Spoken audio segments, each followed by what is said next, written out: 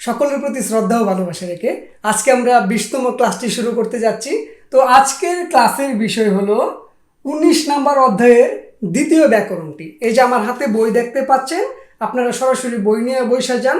যাদের হাতে বই নাই তারা শুধু দেখেন আমি ব্যাকরণটি কিভাবে বুঝাচ্ছি। ওকে, তো 19 নম্বর অধ্যায়ের 2 নম্বর ব্যাকরণটি লেখা আছে গো। এই ব্যাকরণটি কোন অর্থ প্রকাশ করে? এই ব্যাকরণটি দুটি বাক্যকে জোড়া লাগাতে ব্যবহার হয়। দুটি বাক্যকে জোড়া দিতে এই গো ব্যাকরণটি ব্যবহার হয়। কোথায় ইউজ হয় সেটা আমরা দেখব।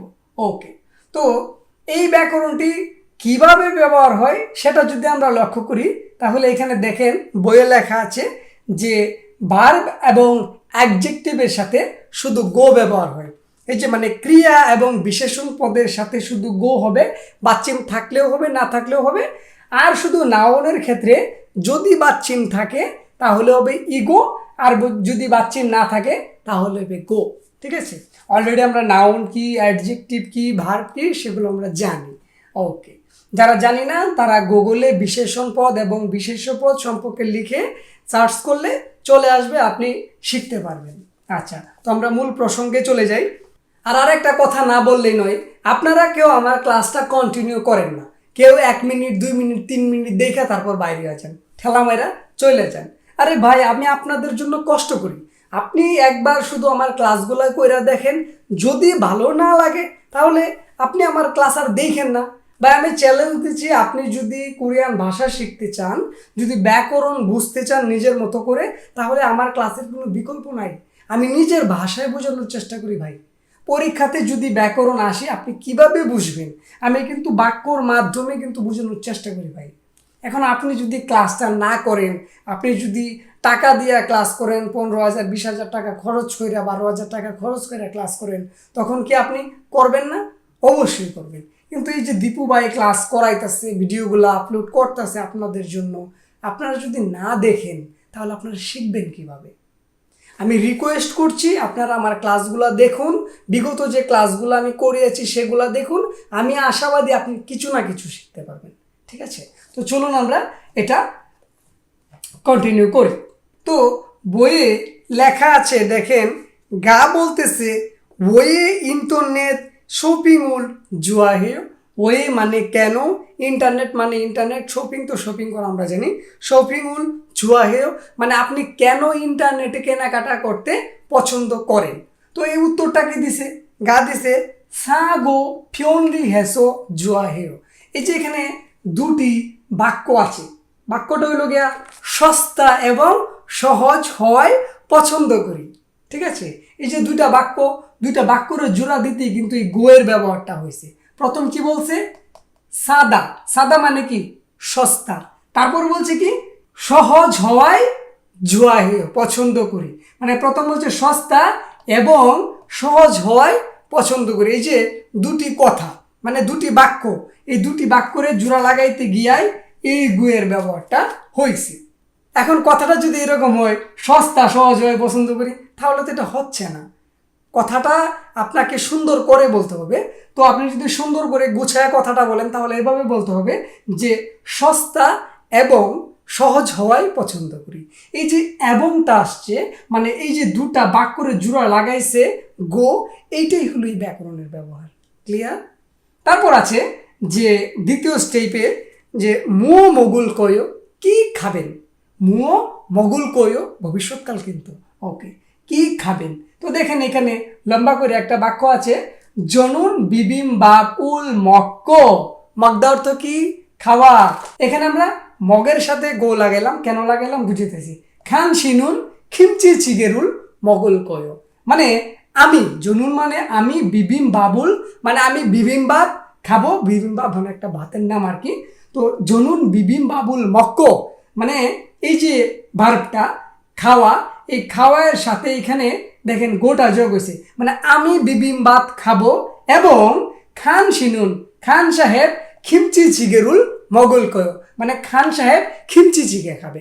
মানে আমি খাবো বিবিম্বাপ এবং খান সাহেব খাবে খিমচি চিগে। এই যে দুটি বাক্য, এই দুটি বাক্য, এই যে ভার্বটা মগদা, মগদার সাথে ব্যবহার হয়েছে। ক্লিয়ার? তো এইভাবে মূলত দুটি বাক্যকে জোড়া লাগাইতে হয় গো দিয়া। কোথায় ইউজ হবে? আমি একটা কথা যখন শেষ করব ওই শেষের জায়গায় গোর ব্যবহারটা হবে। যদি ভার্বের মধ্যে শেষ হয় তাহলে ভার্বে লাগাইতে হবে, যদি নাউনে শেষ হয় তাহলে নাউনের সাথে লাগাইতে হবে, যদি অ্যাডজেক্টিভের সাথে মানে বিশেষণের সাথে যোগ হয় তাহলে বিশেষণের সাথে লাগাইতে হবে। ক্লিয়ার? তো আমরা এই এই জায়গাটা যদি বুঝতে পারি, মানে ব্যাকরণটা কি, কিভাবে ইউজ হয় এবং কোথায় কোথায় ব্যবহার করতে হয়, এইটা যদি আমরা বুঝতে পারি তাহলে আমরা পরের যে ধাপটা আছে, দেখেন এই যে মানুষ, এই মানুষটা বলতেছে গো, বুঝেছো? তাহলে উদাহরণের মতো করে কথোপকথন সম্পূর্ণ করো। আমরা এই যে নিচে শূন্যস্থানের মতো আছে এইখানে গিয়ে আমরা গ্রামারটা আরও বোঝার চেষ্টা করব। ওকে, তো আপনারা যারা বই নিয়ে আছেন বইটা দেখেন, এবং যাদের বই নাই শুধু আমি আনসারগুলো এখানে লিখছি, এটা বোঝার চেষ্টা করেন, বাকিটা আমি বলে দেব। ওকে, তো এখানে দেখেন বগের মধ্যে মানে উদাহরণের মধ্যে লেখা আছে থুয়ান কেমন। এটার কোরিয়ান কি? থুয়ান শিগা অত্তেয়। থুয়ান সাহেব কেমন। আচ্ছা, না বলতেছে ছিঞ্জোর হাগো জেমি ইসয়। ছিঞ্জোর আদা মানে কি? দয়ালু। এবং জেমি ইসয়, জেমি ইত্যা আছে না, জেমি ইত্যা মানে কি? আনন্দ আছে। এই ইসয়টা কেন হয়েছে সেটা আমি ক্লাসে আগে পড়াইছি। তো ইত্যা ব্যবহার হয় না, ইসয় ব্যবহার হয়। ওকে, আপনি বিগত ক্লাসে এগুলোর ব্যবহার আমি ধাপে ধাপে বুঝিয়েছি, সেই ক্লাসগুলো করলে আপনি ক্লিয়ার হয়ে যাবেন। আচ্ছা, ছিঞ্জোর হাগো, ছিঞ্জোর হাদা। এই যে ছিঞ্জোর হাদা, এই ছিঞ্জোর হাদায়ের জায়গায় ডাটা উঠাইয়া দিয়া যে হা আছে, এই হায়ের সাথে গো হবে, কেননা সেইখানে কোনো বাচ্চিন নাই। ক্লিয়ার? ছিঞ্জোর হাগো, তারপরের স্টেপের যে শব্দটা আছে জেমি ইসয়, এই জেমি ইসয়টা দিয়া শেষ করে দিলেই বাক্যটার ব্যবহার হয়ে গেল। ক্লিয়ার? ওকে, মানে থুয়ান সাহেব দয়ালু এবং মজার মানুষ। ক্লিয়ার? এই যে দয়ালুতে শেষ হয়েছে, এই দয়ালুর জায়গায় আপনাকে ব্যাকরণটি ব্যবহার করতে হবে। তো পরে আমরা চলে যাব 1 নম্বরে। 1 নম্বর আমরা দেখছি বক্সের মধ্যে এখানে কিছু শব্দ দেওয়া আছে কু শিকদাং, তারপর আছে সায়ো, তারপর দেওয়া আছে মা শিষ্যয়। ওকে, কু শিকদাং মানে ওই রেস্টুরেন্ট, সায়ো মানে সাদা থেকে সায়ো, সাদা মানে সস্তা, সাইও, এই যে আইও ইওর ব্যবহার হয়েছে, এগুলা কিন্তু আমি বিগত ক্লাসে বুঝিয়েছি। ওকে, সাইও মানে সস্তা, মাসিস্তয়ও মজা আছে। এটা দিয়ে আমাদের একটা বাক্য তৈরি করতে হবে এবং সেই বাক্যের মধ্যে গোয়ের ব্যবহার করতে হবে। ওকে, অলরেডি আমরা বুঝতে পারতেছি। আচ্ছা, গা বলতেছে কু শিকদাঙি অত্তেয়, মানে ওই রেস্টুরেন্টটা কেমন। তারপর আনসারটা কি দিবে? সায়ো এবং মাসিসয় দিয়া ব্যবহার করবে। এই তো আপনি বুঝে গেছেন। এই সায়ো, সাদা, এই সায়োর জায়গায় কিন্তু প্রথমে এই ব্যাকরণটা ব্যবহার হবে, তারপর মাসিসয় দিয়া শেষ করে দিলেই ব্যাকরণের ব্যবহার হয়ে গেল। কারণ যেহেতু দুইটা বাক্য আছে এখানে, প্রথমত কি বলছে? সস্তা এবং মজা আছে, মানে স্বাদ আছে বা টেস্ট আছে ওই রেস্টুরেন্টের খাবারগুলা। ঠিক আছে, তো প্রথমে কি বলছে? সস্তা এবং মজা আছে এই রেস্টুরেন্টটা। তো 1 নম্বরটা আমরা বুঝলাম। তো এই যে সাদা, সাদায়ের জায়গায় কথাটা শেষ হয়েছে, ওই জায়গায় আমরা গোয়ের ব্যবহার করে পরের বাক্যটা শুরু করলাম। ক্লিয়ার? তারপর আছে 2 নাম্বার। এই 2 নাম্বারে লেখা আছে বক্সের মধ্যে উনুল নালসি, মানে আজকের আবহাওয়া। তারপর আছে আরো 2টি শব্দ মালগায়ো এবং তাতুথেয়। মালগায়ো শব্দের অর্থ হইল গিয়ে শুকনা আর কি, ঝরঝরে করকরে এরকম, এবং তাতুথেয় অর্থ হইল গিয়ে উষ্ণ।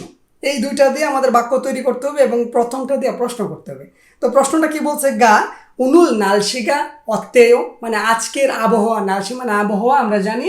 উনুল নালসিগা অত্তেয় মানে আজকের আবহাওয়াটা কিরকম বা কেমন।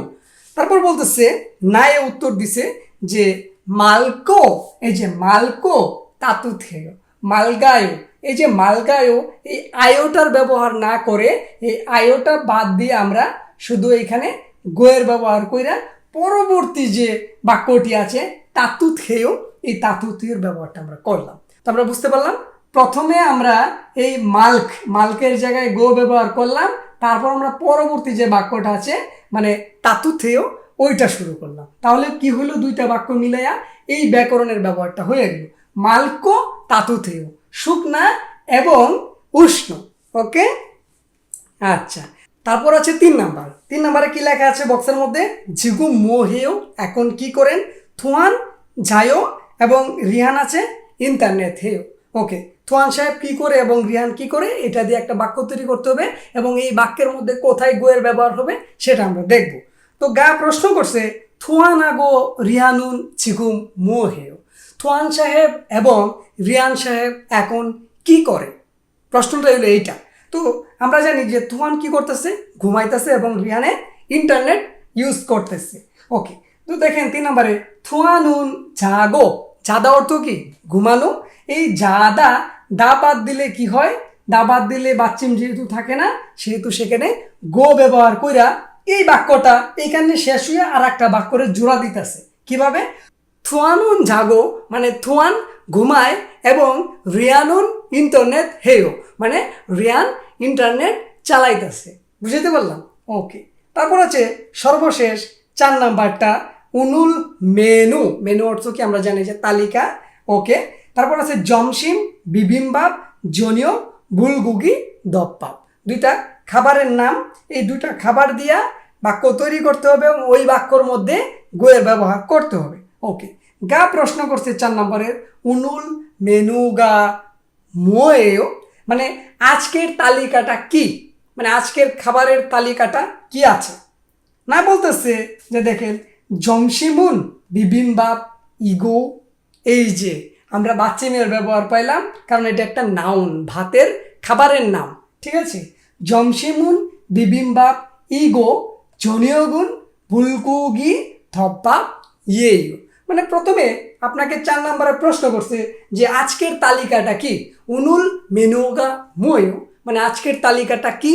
আজকের তালিকা হইল গিয়া বলতেছে জমসিমুন মানে দুপুরের খাবার তালিকায় বা দুপুরে বিবিম্বাপ বিবিম ভাত এবং এই যে ইগু ইগু বিবিম্বাপের জায়গায় কিন্তু কথাটা শেষ করছি। তারপর পরের যে কথাটা কইব এই কথাটা কওয়ার জন্য এই যে এখানে ব্যাকরণের ব্যবহারটা করলো কি ইগো, বাচ্চিম আছে বিদায় ইগো কারণ এটা একটা নাউন, খাবারের নাম। ওকে, বিবিম্বাপ ইগো তারপরের কথাটা বলে ফেলাইছে জনীয়গুণ ভুলকুগি দফা ইয়েও। বুঝতে পারলাম? তো এই ব্যাকরণটা কোন অর্থ বহন করে, দুটা বাক্যরে জোড়া লাগাইতে ব্যবহার করে। তো এই দুটি বাক্য কোন জায়গায় শেষ হবে, যদি বার্ব দেওয়া শেষ হয় বার্বের সাথে যুক্ত হবে, যদি নাউন দেওয়া শেষ হয় নাউনের সাথে যুক্ত হবে, যদি অ্যাডজেক্টিভ দেওয়া শেষ হয় অ্যাডজেক্টিভের সাথে যোগ হবে। তো যে জায়গায় আপনার যোগ করতে হবে সেই জায়গায় যোগ করে পরের কথাটা বলে দিলে এই ব্যাকরণের ব্যবহার হয়ে গেল। ক্লিয়ার? আচ্ছা, তো আজকে আমরা ক্লাসটি এখানেই রাখতেছি কারণ এটা একটা সিম্পল গ্রামার এবং এটি আপনি সচরাচর সব জায়গায় পাবেন, পরীক্ষা হোক কিংবা আপনি কথা বলার সময় হোক সব জায়গায় সেই ব্যবহার না করলে আপনি কথার মাধুর্যতা আসবে না, এই কথাটা আপনাকে বলতেই হবে। এবং প্রত্যেকটা ব্যাকরণ আমি যে ক্লাস করাই প্রত্যেকটা ব্যাকরণেই কিন্তু খুবই গুরুত্বপূর্ণ, খুবই গুরুত্বপূর্ণ। আপনি যদি আমার ক্লাস মিস করেন তাহলে আপনি একটা গুরুত্বপূর্ণ জিনিস মিস করলেন। ক্লিয়ার? তো আপনি আমার ক্লাসটা কন্টিনিউ এই পর্যন্ত যদি করে থাকেন আমি আপনাকে রিকোয়েস্ট করব আপনি এই ক্লাসের মতো আগামী ক্লাসগুলা এইভাবে করবেন এবং বিগত যে ক্লাসগুলো আমি করাইলাম এইগুলা রিকোয়েস্ট করতেছে আপনারা একটু দেখেন, আপনার উপকারে আসবে। আমি আমার থেকে যথাযথভাবে বোঝানোর চেষ্টা করেছি যেন আপনি সুন্দরভাবে বুঝেন। ক্লিয়ার? ওকে, তো আজকে আর বেশি কথা বলবো না, এই আজকের 20 নাম্বার ক্লাসটি এখানে রাখছি। আগামী ক্লাসে মানে 21 নাম্বার ক্লাসে আবারও কোনো বিষয় নিয়ে আমরা উপস্থিত হব।